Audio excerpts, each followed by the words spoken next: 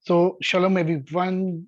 A very warm and good evening in Yeshua's name to all of you all. We've just finished Pesach, and we're still in the counting of the Omer, which is going to end around the 5th or the 6th of May.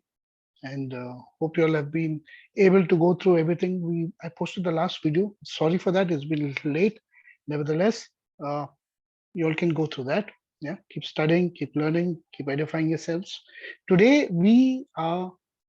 as you all know, we are in the book of Vaikra, in the book of Leviticus.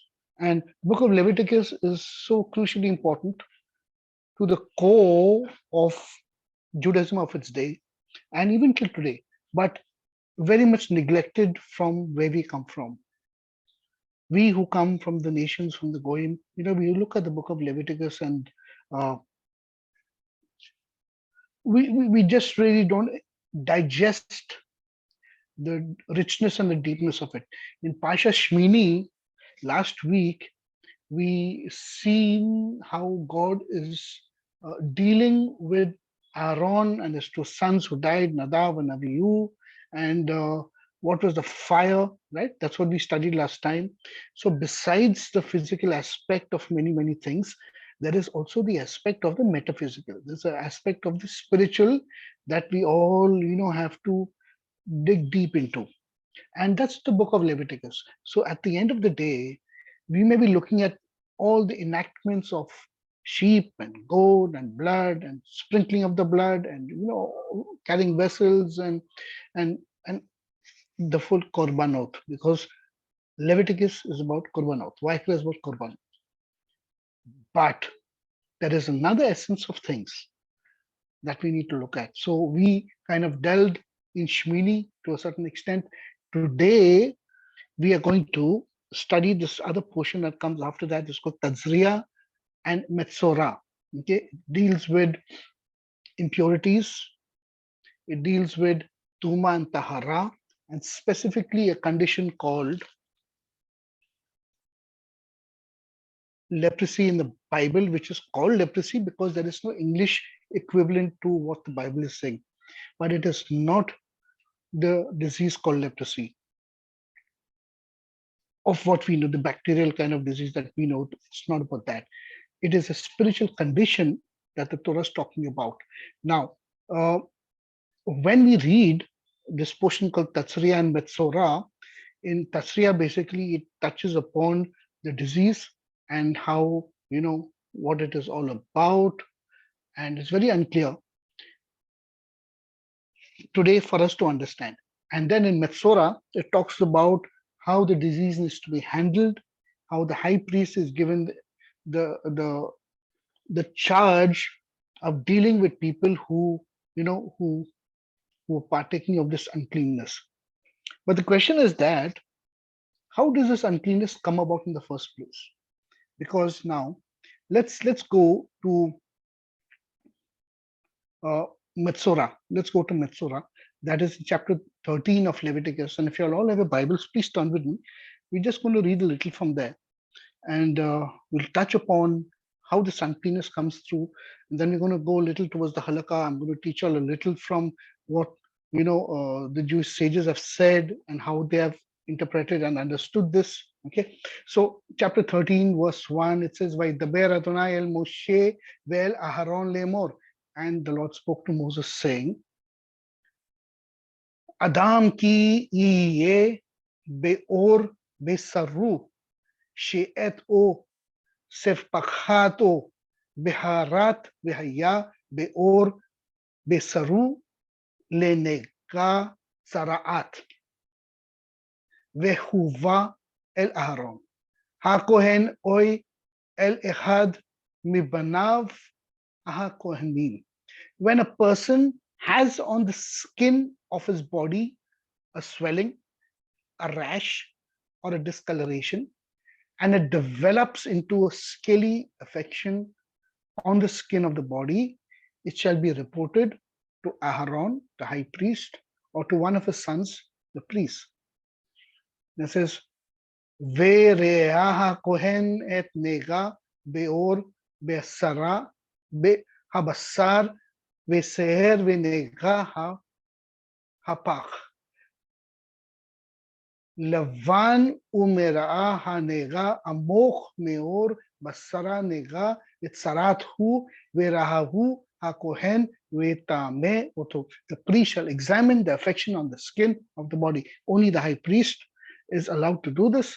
And if hair on the affected patch has turned white and the affection appears to be deeper than the skin of the body, it is a leprous infection. When the priest sees it, he shall pronounce the person impure.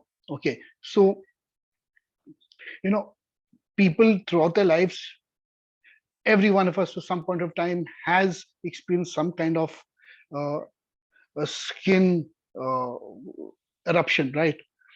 Even while growing up or during years of your life, probably it's a rash or it's a hive or something, or it's an allergy and it's something breaks out into the skin. We take creams, topical creams, and we sort them out. Uh, but the Bible is not talking, when it uses the word leprosy, it's not talking about uh, the leprosy that we know about.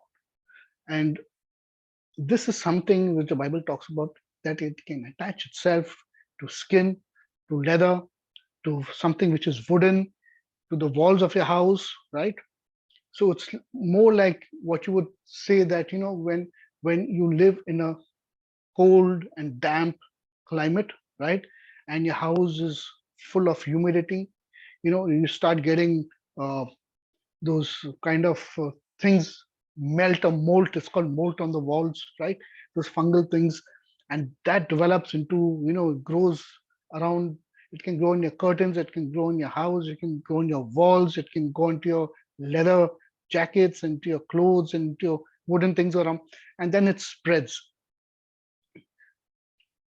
The Bible considers this as a physical manifestation of something far more spiritual and deeper.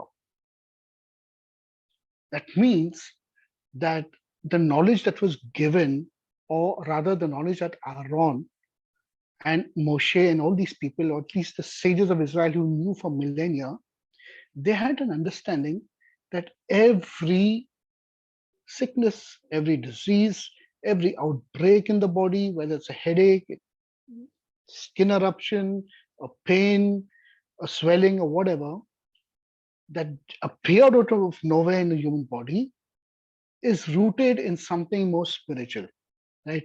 And that was the premise these people were working on. And the Torah is talking specifically about this thing, this skin eruption. And because there is no equivalent word in the Hebrew, in the English from the Hebrew, which is tsarat, right? It uses the word leprosy. So it's using a very harsh word for that. But really, from the biblical point of view, what is the tsarat? Okay, then it goes on and it talks about, the high priest will isolate the person, take him out of the camp, keep him there for 7 days. After 7 days, he's going to be inspected. If the outbreak has, you know, gone down, maybe he's used medicine, we don't know, whatever. If it has gone down, Bible doesn't say, Torah doesn't say medicine. It just says that outside the camp, and if the issue is kind of, sorting itself out and the infection is gone, right? The curative period has started, then he would make him wait for another 7 days till the high priest would say, okay, I think you're safe now. Come in, and then he would come in, and there was a whole lot of things that he needed to do, and a sin offering, and this offering, and shaving his hair, and all that stuff. And then he would be declared clean and come back into the camp and rejoin everything. One of the most important things out here is that if you read further down in chapter 13 in Sarat, about Sarat, is that the person had to take hyssop with the blood, right? That was one of the things which was also used during the Pesach. That you would take the hyssop and you would, sprinkle it with the hyssop, and that was all. I advise you, please go to this chapter. I'm not going to read through everything. I'm just going to give you all the framework of what's happening.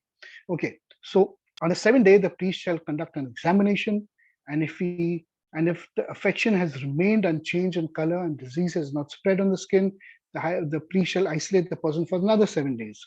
On the seventh day, the priest shall again conduct an examination. the affection has faded and has not spread on the skin, the priest shall pronounce the person pure because he's in a curative period. If it is a rash after washing these clothes, that person shall be pure. But if the rash should spread on the skin after the person has been seen by the priest and pronounced pure, the person shall again report to the priest. And if the priest sees a rash is spread on the skin, the priest shall pronounce a person impure. It is sarat. Okay. Then it goes on to say when a person has a scaly infection, something like a psoriasis or a far deeper issue.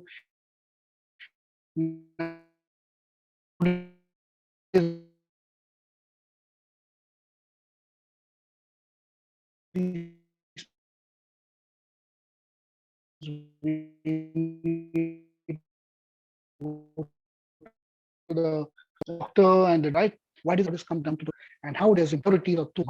That's what we need to understand. Okay, so then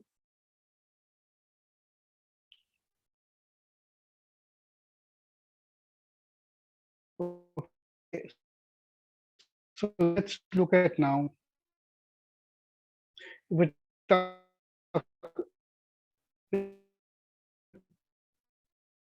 it's of one's whole body sustains burn. Even if you're burnt or singed by a fire and there's a discoloration or whatever, you're still anything that leaves your body, be it spit, be it seed, be it some kind of anything, even if you cut yourself and by mistake you cut yourself and blood oozes out, you become impure from biblical standards. Please keep this in mind. It's very, very important for you to know these things. Okay. But if we have to put all this in perspective in today's world, right? You'll be sitting and thinking as to really? I mean, I can go chopping onions and suddenly I can just snip my finger and blood goes on. It's okay. Wash yourself, put on the bandage, and you'll be okay, right? How does it make me impure? How does Tame set in? Simple things, right? The reason why we don't get and understand and are not affected with the Tumah and the Tame, with this Tame, basically this Zoma, this pollution, or we don't feel the Tumah immediately, is because we are wallowing in the dirt. A pig wallows in his dirt. He enjoys his dirt so much to the extent it is heaven for him. He doesn't realize that he's wallowing in the dirt. It will take another perspective or someone above you to look at you and say, wow, this is really, really dirty, really dirty. Therefore, when they came out of Israel, when they came out of Mitzrayim, sorry, and they came to Har Sinai, they had to learn the process of removing Tuma from their lives in every possible way. Every possible way. Now, this is where halakha comes in. There's a thing called Jewish halakha. What is halakha? It comes from the word lech. Lech. Lech means how do I conduct my life? How do I walk? What are the rules and regulations I employ so I can walk a righteous life? This halakha can become a code. It can become, do's and don'ts. It can become a rigorous discipline, like what happened, over the ages, and then it became codified. It became, law. Okay, but halakha is not really law. It's simple things of doing, what to do and what not to do, how do I perform myself. But then it became codified because they sat down and they thought about things and they said, okay, I can do so much, but if I do anything more than this, I'm going to be in problem. So on Shabbat, I can walk a certain distance as long as I'm able to reach the synagogue and back home allowed. If I go beyond that, then I may be late for my tefillah. I may be late to do something good. I may be late for my duties towards God in the Shabbat. So let's put a boundary to it. And that became halakha. But we're dealing with sarat. We're dealing with this tuma, this impurity. Now, tuma, as I've said before many a time, that it is not quantifiable scientifically. It is not measurable in any metrics that humanity knows. So I cannot take tuma into a laboratory, put it under a microscope, magnify it 1,000 times, and see it, and say, okay, I can see impurity, I can see tuma. You will not be able to see it because it's impervious to time and space and existence that we live in. It's impervious. It does not exist on this plane, but it pervades all of creation. How did this happen? I'll put this in very simple terms. But this is one of the things I'll be doing in the course called Adam Kadmon, which we're starting the 2nd of May. And I'll be going in depth into this. When God created, or rather before he created anything, he had to create an intermediary. That intermediary was the fullness of him because he invested everything into that intermediary. That intermediary could not contain the power and the light because that intermediary was kind of struggling with manifesting a physical reality. So the moment, you know, a physical reality was trying to emanate from that entity and light was filling into that, it couldn't contain it. Therefore, from that physical entity, in grades of transcendental levels of spirituality, right till down, okay, each level filled with condensed and contracted light till we come to the physical level. Now, because of that contraction and elimination and contraction and elimination, there became a negation of God's presence, a contraction. And that brought about Tuma in the physical reality of creation in this world. It is a consequence of this contraction because the contraction had to happen. If there was no contraction, then a vessel would not be created to hold and to visibly see and to understand and to exist. Okay, now this is a very deep thought I'm talking to you all about. I hope you'll be able to understand. So for the vessel to exist and to contain that light in its contracted form, okay, there had to be contraction of that divine light. So instead of 100, it became 90. From 90, it became 70, 60, 40, 50, till it became minimum. And the vessels that were able to contain that divine light finally existed, but it also existed in in a separation from the top to the down, and the consequence of that was this thing called Tuma, which pervades all of creation, and we're all exposed to it.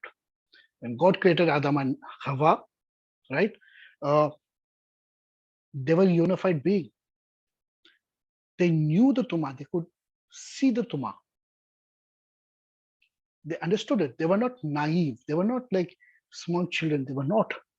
God told them, you indulge yourself into that, you're going to mix yourself with the Tuma, and you will start dying because the Tuma will start now overpowering, taking over you. They never listened to God, partook of it. Now the goodness inside of them started getting mixed with the Tuma of creation. So Adam himself and Chava, they started falling in a transcendental manner till they reached the lowest level where the Tuma is the strongest, where you and me are spiritually and we're fighting this Tuma, right? So I hope I've got it in very concise terms. How, how now how do we bring this Tuma into our lives? How do I encourage this Tuma into our lives? Right? I'm going to open uh, a portion of the Gemara, and which is also part of the Mishnah, and part of the Talmud, the Gemara, basically. And I'm going to kind of read some things from there so that you will be able to understand what the sages are saying as to how this Tumah affects our lives. And this is the hinges on halakha. This hinges on how do I conduct my life. Okay, so let's read this. Okay, uh,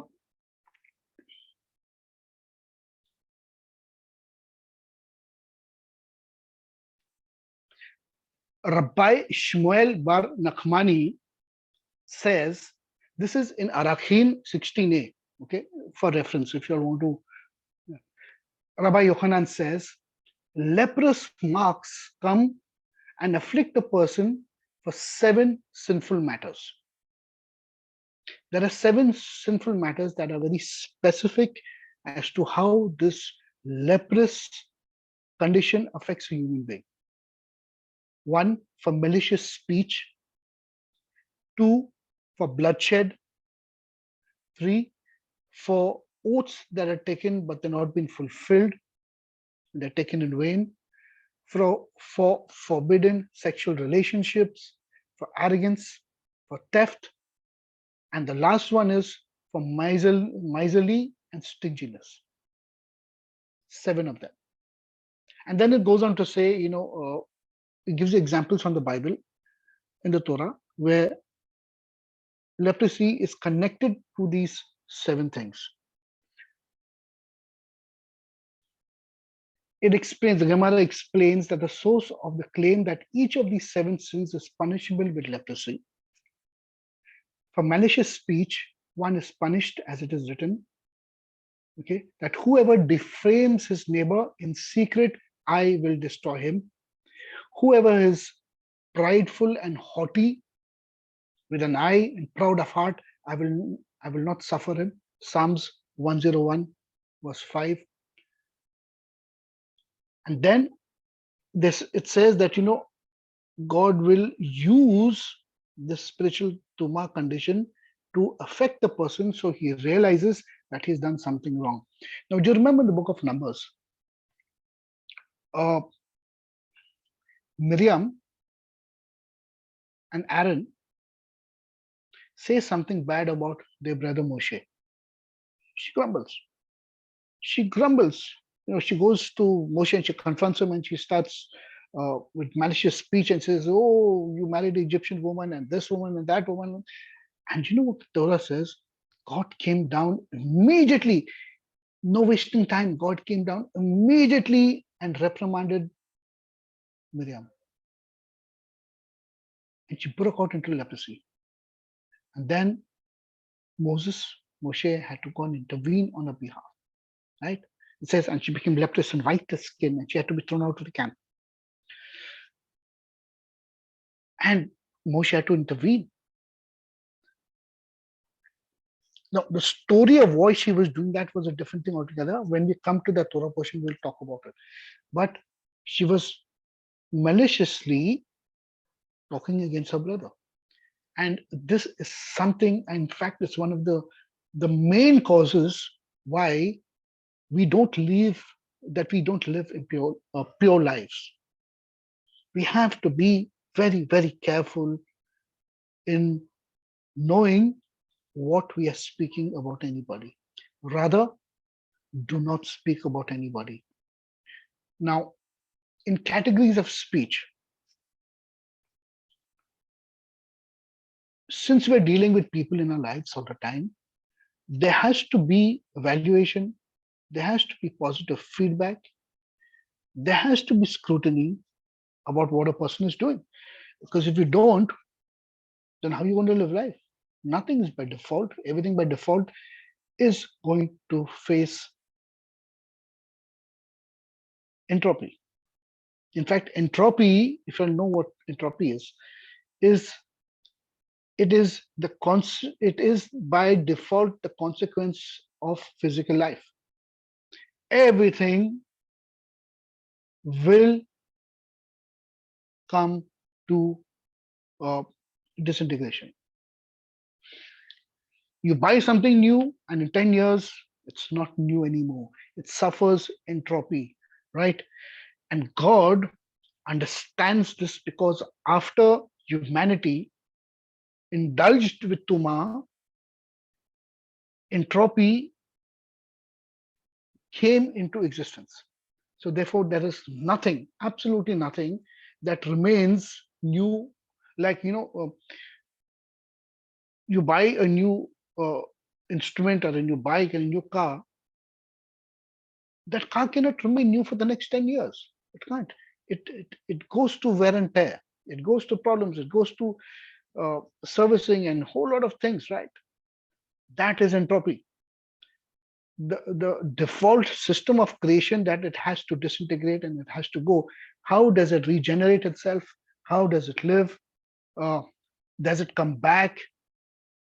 That's a different thing. This is where we get takiyat hamitim, that everybody has to die and everybody will come back, and then God is going to break this tuma and remove tuma, so entropy is removed and we're all going to come back, and there'll be no entropy in that new creation that we're going to live in. We're all going to live happily forever and ever, and praise God for that.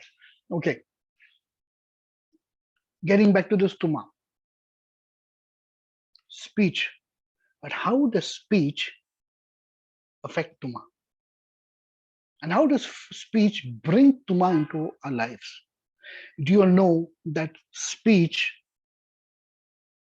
is the ability given to a human being to operate in the highest level of his image and his likeness? And when we desecrate the power of speech, we are desecrating God's image himself. And that strengthens the tuma around us. So every word that we speak now is bringing tuma to ourselves. So what do I mean by this? If you all have been way longer with us, we've been studying that will, speech, thought, right? Everything is interrelated. Speech, thought, actions, everything is all interrelated. So if I'm saying something wrong and I'm doing something wrong, right? If I'm angry, I'm behaving malicious, I'm accusing, I'm using wrong words, I can get aggressive, I can get violent. A whole lot of things can happen to me. If I'm filled with rage, if I'm filled with jealousy, and I'm saying wrong things, and I'm backbiting, and I'm tail bearing, and I'm bringing people's characters down. No, no, no. We have to be very, very careful. If you know that there is a problem, you can visibly see the problem. Always conduct yourself in a manner keeping in mind that whatever I say and process, I should not bring tuma to my life. If something is going wrong, you can see a person doing something wrong. Okay, you have the option of doing it the right way. Please don't do it the wrong way. Don't go around the person's back. Malicious speech, it brings the highest level of tuma. The second is bloodshed. It says bloodshed. As it is written about Yoav. You remember Yoav in the book of Samuel? This, as punishment for murdering Avner, right? He murdered Avner, right? He took him in the chariot, and in the middle of the day, he stopped him, and he took Avner by surprise. He says, "What are you doing, brother?" He slaughtered, he killed him. Let there not fail from the house of Joab a zav or a leper. It says in 2 Samuel 3:29. Or that leans on a staff, or one that falls by the sword, or one who lacks bread. But the most important thing is that let they not fail from the house of Joab a tzav or a leper, somebody who contracts tumah, who sheds blood, contracts tumah. For the oath that's taken, in vain. This is written, and Naaman said, "Be content, well, take 2 talents." Remember the story of Elisha and Naaman, right? And he urged him and bound 2 talents of silver in 2 bags with 2 changes of garment and laid them upon 2 of his servants, and they bore them before him. 2 Kings 5:23. The sages maintain that the term Hoel indicates an oath, and that Naaman requested of Gehazi, to whom this was stated, to take an oath that Elisha had sent him to accept gifts. And Elisha had not done so. And Gehazi took the oath. When Elisha found out what Gehazi had done, he cursed him and said, and so it is written, the leprosy of Naaman shall stick to you and to your children forever. And he went out from his presence as a leper, as white as snow. 2 Kings 5:27, 23 to verses 27. So we are seeing that the 7 instances that are mentioned in the Bible that bring on this leprosy. Okay. Another powerful set. Forbidden sexual relationships, as it is written, and the Lord afflicted Paro and his household with great afflictions because Sarai, do you remember the story? And Avram and Sarai go to Egypt. There was a famine in the land, and then Paro looks at Sarai and brings her in, and then God afflicts the full house of Pharaoh. They all break out in the skin, and all that was happening. Same thing. Genesis 12, for arrogance, pride. This is written of King Uzziyahu. But when he was strong, his heart became arrogant, so that he did not corruptly, and he trespassed against the Lord his God. For he went into the temple of the Lord to burn incense upon the altar of incense. 2 Chronicles 26 verse 16, and it states that Uzziah was angry and he had a censer in his hand to burn incense. While he was angry with the priests, the leprosy broke forth on his forehead. It broke forth on his forehead. Forehead denotes brazenness. It denotes boldness. It denotes anger and pride. You can see it on the person's face. Breaks forth. Why are these things happening? It's because you can only see Sarat breaking forth in the spiritual level. You can't see it on the physical level. When a person indulges in all of this, does not rectify himself, then that spiritual condition translates itself into the physical. The transcendence is so complete that the full physicality of the person is completely filled with that sarat. And then it starts breaking out on the skin and breaking out in diseases and problems and a whole lot of stuff. So the root is that I have to understand how I am walking spiritually. If I don't sort my spiritual condition out, my body is ultimately going to be affected. Now, in our terms, we can say, okay, every disease is contemporary Christian thinking that, every evil, wicked entity or spirit or demonic influence cause of uh, this disease and that disease. We should read also, Yeshua removing demonic influences from people. And so imagine how deep this is entrenched into humanity. But my question is, why don't I know, understand, and feel Sarat? People are suffering in their bodies, psoriasis and eczemas and this and that, and a whole lot of stuff, and we are living our lives. Why don't we know it? Why aren't we aware of it?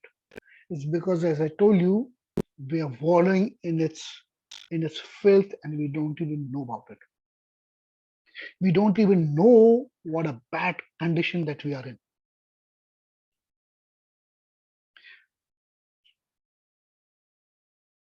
Why do we say God is very holy?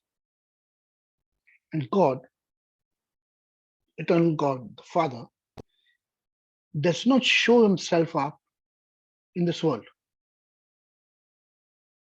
Isn't this world beautiful? Look at creation. Look at the sun, moon, the stars, the valleys, the hills, the waters.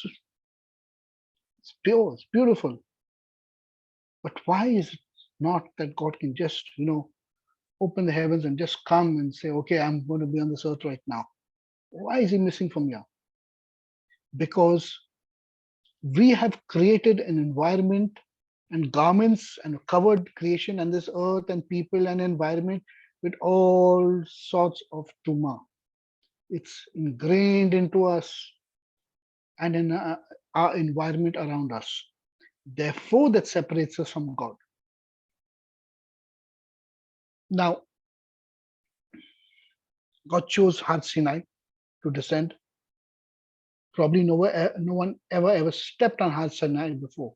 It was a place that not even a sheep or a goat or a human being probably stepped on it before. We don't know. And there may be places on this earth that no one has ever stepped on. So God chose that place because it was uncontaminated with human sarat. God descended on that place. Why don't I see God in my home? I can feel his presence. His presence is different from him. So God is still where he is. And he can send forth his presence and we can feel him. But it's not him. Why don't I see it? You know why? Because look around you. We're living in a fabricated world. I've said this before. We're living in a world that's completely fabricated. You look above you, there is a ceiling. You look below you, there's a slab, there's a ground at the side of you. You go out on the road, it's a metal road. You drive in a car, it's fabricated. Whatever a human being does, he's created an environment for himself. The human being is jailed with his own environment. But this environment, is it good?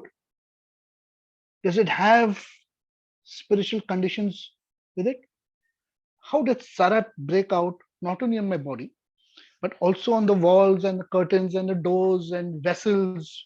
Because if you're reading Mishnah and you're reading, Gemara and all these places, it talks about there is a specific tractate called Kelim there.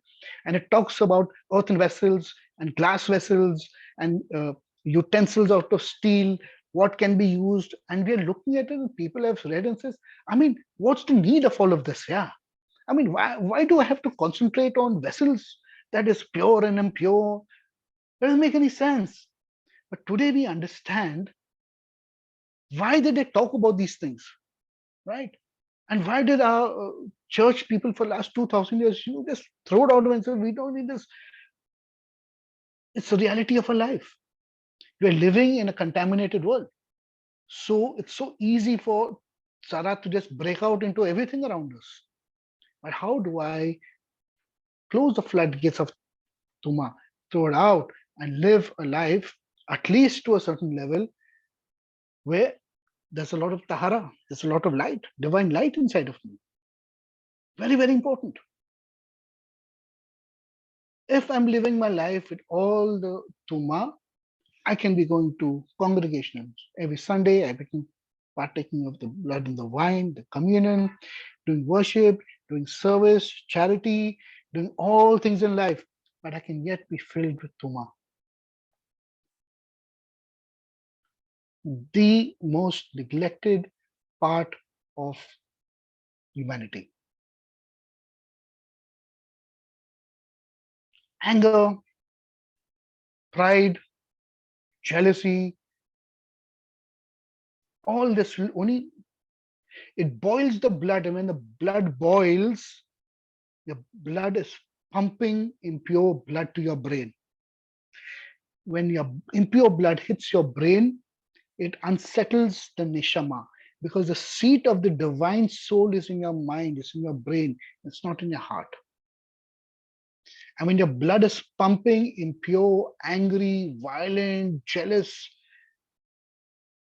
blood to your brain is just going dark. And the divine presence of God just leaves you.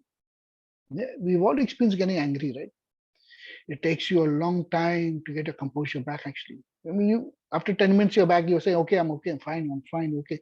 But it takes you hours for you to come back and to say, Lord, please come back. Because your brain is filled with impurity and tumah.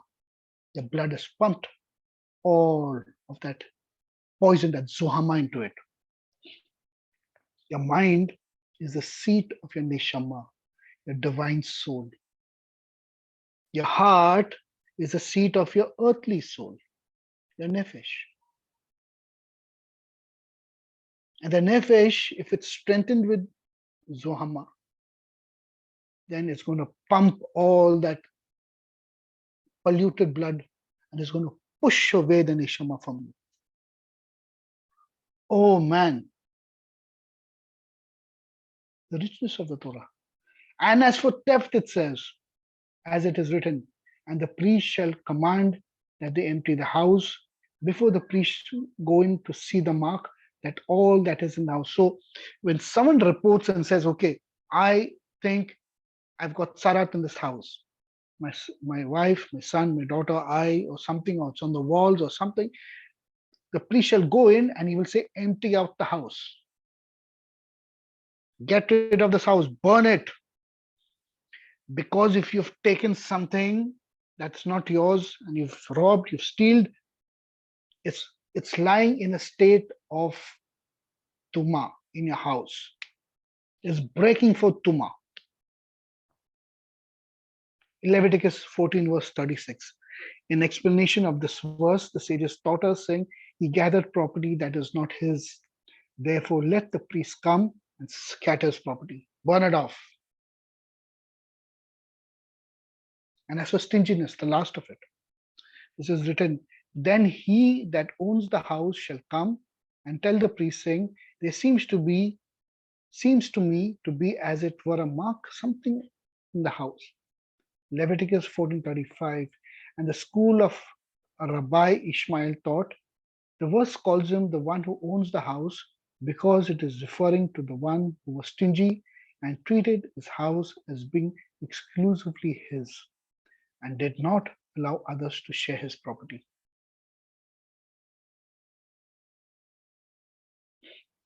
Then it changes the narrative. Okay, let's read now how everything changes.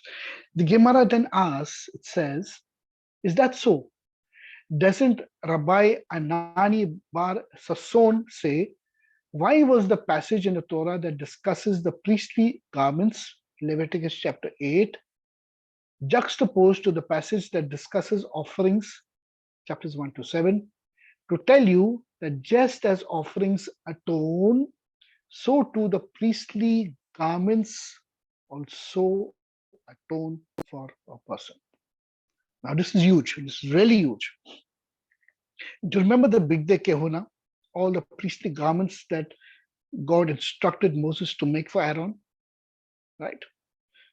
The turban, the sash, the katonet, the meal, the vestment, right? The avnit, and a whole lot of things. Okay. So for what does each garment atone? The tunic or the ketonet atones for bloodshed, as it is written with regard to Joseph's brothers. After they plotted to kill him, and they killed a goat and dipped his ketonet in the blood. Genesis 37:31. The trousers, so the high priest would wear a full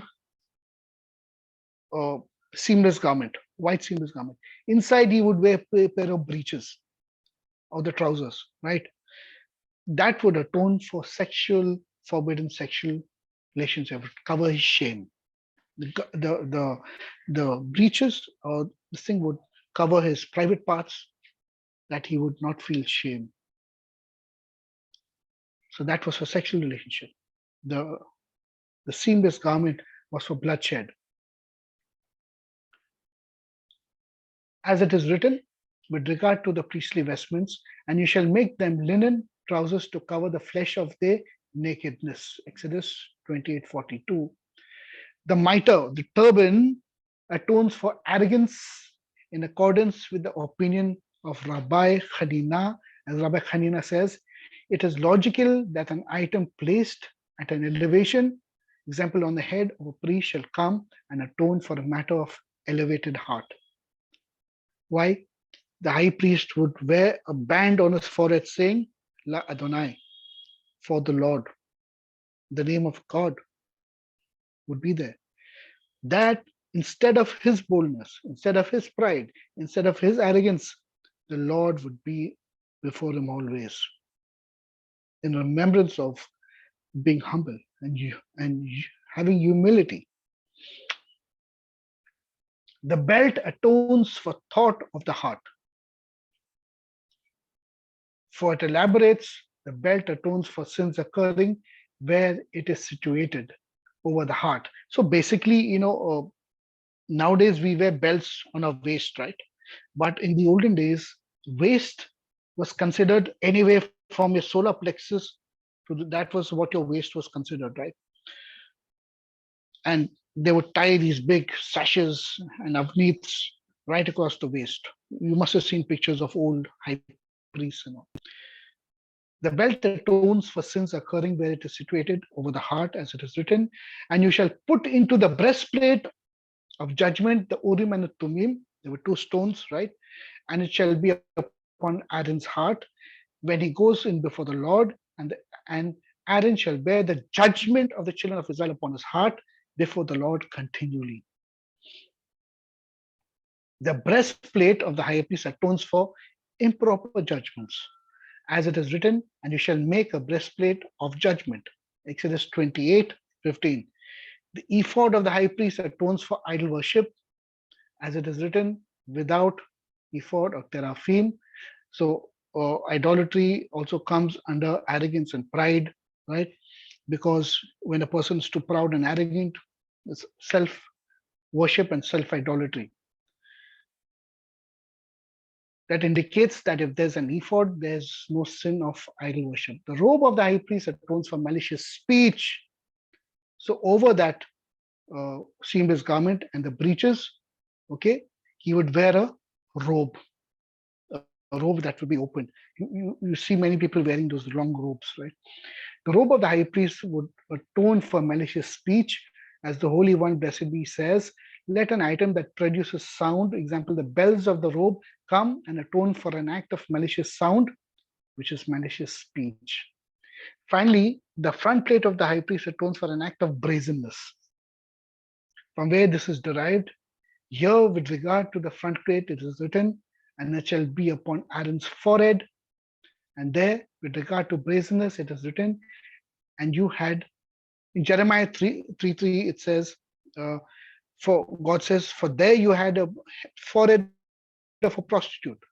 The statement of Rabbi Anani ben Sasson indicates that these robes worn by the high priest atones for malicious speech, which means that one is not punished by leprosy, as claimed by Rabbi Shmuel Bar Nachmani. So, all these garments represent spiritual garments in each one of us. We have to put on garments, spiritual garments in our lives. And we have to learn to conduct ourselves away from Tumah, avoid so many things. Now, everything that we mentioned and everything the Gemara is saying, okay, you should be able to correlate it with how do I conduct my life. You see how simple it is? It's not something that is, then I don't know anything about, I'm confused about, and I'm trying to find how and where. No, it's a very simple thing. This is halakha.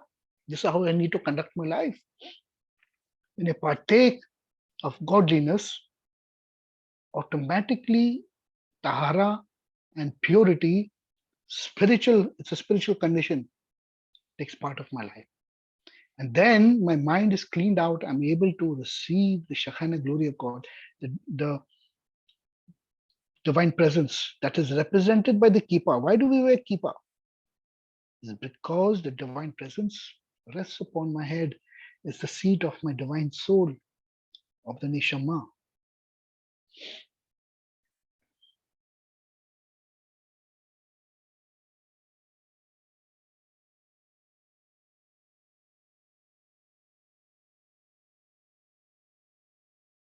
Oh man, this is really big. And this full tractate goes about much deeper stuff. I don't want to get into all that stuff. But I just want you to concentrate and look around you. Look around your life. Look around the reality that you live in. Look around is the kind of environment you built for yourself. The house that you stay, the people that surround you, where you involve yourself, uh, the activities that you partake of, besides just going for your Sunday church and coming back. What is your life? Conduct your life in proper halakha. Very, very, very important. And then when you realize, you sit down, you realize that this entire world is a fabrication of the human mind. Why? Because somewhere someone got up and said, I've got only 10 square feet of land and I've got 10 people to live in my house. It's not going to suffice. So what do? I can build something on something else. Oh, so that's technology, right? And technology comes from everything that a person sits down, contemplates, studies, investigates, learns. Science develops because of investigative approach. But every thought, every inference a human being comes out from, it comes from deep within the human being. Now, if that human being, like all human beings on this earth, in the sight of God, is living in deep Tumah and corrupted state, everything that a human being is producing in the physical world is in a state of corruption. So it can be a beautiful building, it can be, a wonderful, amazing garden that you can nurture and take care of. It can be just name any beautiful thing a human being is made. And God can say the root and the source of that is coming from Tumah. And then we turn around and say, God, where are you? Why are you not in this world? But just think for 1 second that I can correct myself. I can live my life without this Tumah. That I can create an environment, a world around me that is with Tahara. God, you remove Tumah from my life. You remove, let there not be the sarat, this spiritual condition of leprosy coming out not only inwardly, but on my skin and my physical body. It's oozing out to my environment. My people around me are feeling me. They're saying, man, what is wrong with you?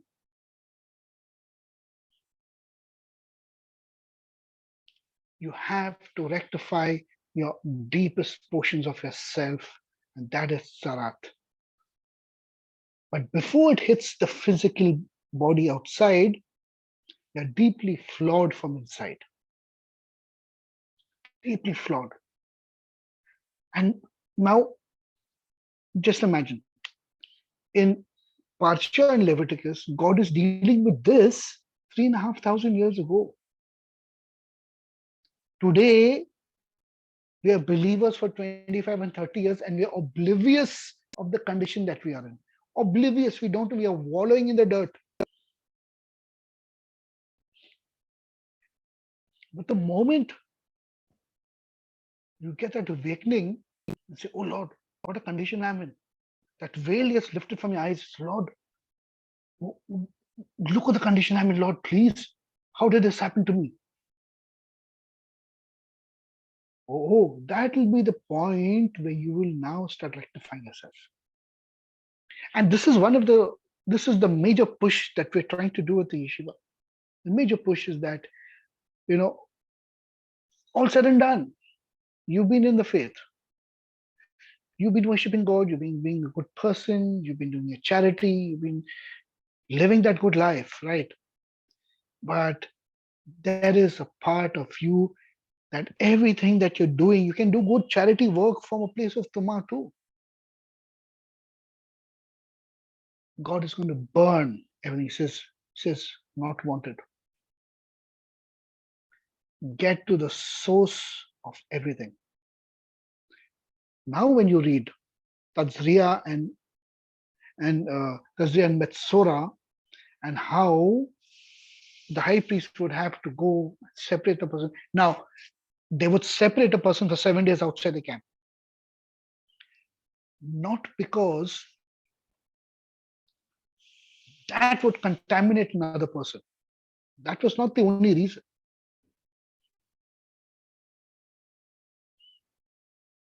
In those 7 days, that person had to reflect, and the high priest would tell him what is the source of his tuma. You robbed, you spoke malicious words, or you partook of sexual encounters that were prohibited, or you caused bloodshed, or whatever the high priest would tell him. And he would go through a process of rectification till that sarat has withdrawn from that person and gone to a level of, at least it's not showing on the out, on the physical body. But considering that the person is actually repentant and said, okay, I'm not going to do this again. You see how practical the Torah is? How practical our Bible is. Our Bible is not there. Moses says it's not there in the heavens that I have to go up and bring it down. No, it's not there. It's here. It's all here. It's with us. We have to go through a process and you come up. Now, we can be affected in many ways. All of us, I think. Every one of us. And we're all struggling with this because we all come from the nations. We all come from the goings. But we're just stumbling upon these biblical truths. We're just stumbling upon them. So let us get serious and ask the Lord, in your own way, in your own time, show me my condition. Show me my level of Tuma. Yes, I've got salvation. I know I'm a child of God. That's fine. But my physicality is still contaminated with everything around us. Lord, from today, help me to deal with this. Help me to get out of this. Help me to deal with this mental blocks. People who feel low, depression, people who say, oh man, it is all, check your intentions. How are you dealing and from where are your intentions coming from? If your intentions are coming from a place of Tuma and it is unchecked, or if you don't know about it, ask God to reveal it to you. Now, I meet people who want to do so much for God and they do so much for God. But I can see where that intention is coming from because unconsciously they're rectifying themselves. If you meet a person, I'm sharing one small secret with you now. If you go meet a person who's praying all the time, who's displaying some holiness, who's working in the ministry, who's doing things and hammer and tongs 24 hours of the day, look at the person's life and you say, is it necessary? I did meet a person months ago, and I asked because I seen that person's life, and I asked Lord, I said, Lord, why does this person have to be like this? Why can't he just be, doing your normal stuff and yet worshiping you and being in oneness with you, right? In every activity, every deed. And then God showed me something. He said, the more tumah that is in the person, the more evil a person is from inside, that much he needs to be connected to me to rectify himself. That's got me laughing. And then you don't need to be praying 24 hours of the day. You just got to be in oneness with God and doing God's things. But why would you do that? Why would you fast? Why would you do this? It's because you need that rectification. Because if you're not connected, you don't realize how evil you are from inside. Therefore, you do all these things. You pray, you do midnight prayers, and you do fasting, and you do this and you do that. It's because your rectification, if you're not doing that, then you're going to be really in a bad state.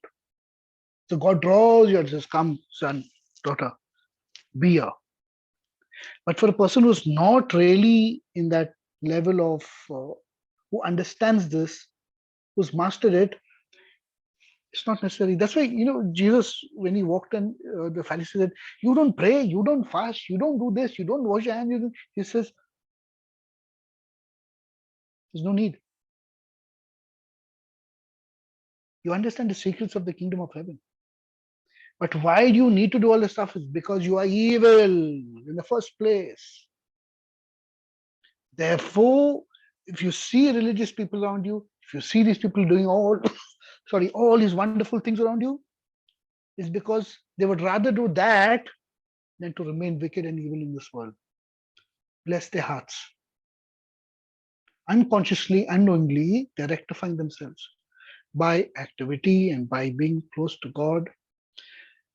But there is a level higher, which I just showed you today, that if you overcome this, you will understand that, Lord, show me my tumah. And I want to rectify myself. Everybody has different levels of tumah in their life. Start getting pure. Start overcoming. Start saying, Lord, deal with this. I want to deal with this. I want to bring myself into this. Friends, I always say it's time to grow. It's time to reach a different level. It's time. Let's move. I urge all of you all. Okay, think about this. Tumah and this thing is going to be part of Adam Kadmon, the big course that I'm doing. And incidentally, it's come into this Torah portion. So I said, I'm going to talk to you about it. I tell you all again, if anybody wants to do the course, please get in touch with me. It's going to be a very intensive course. It's going to be a beautiful course. God bless all of you all. Till we meet next time. Shabbat Shalom and Yom Tov. Have a lovely weekend, friends. God bless.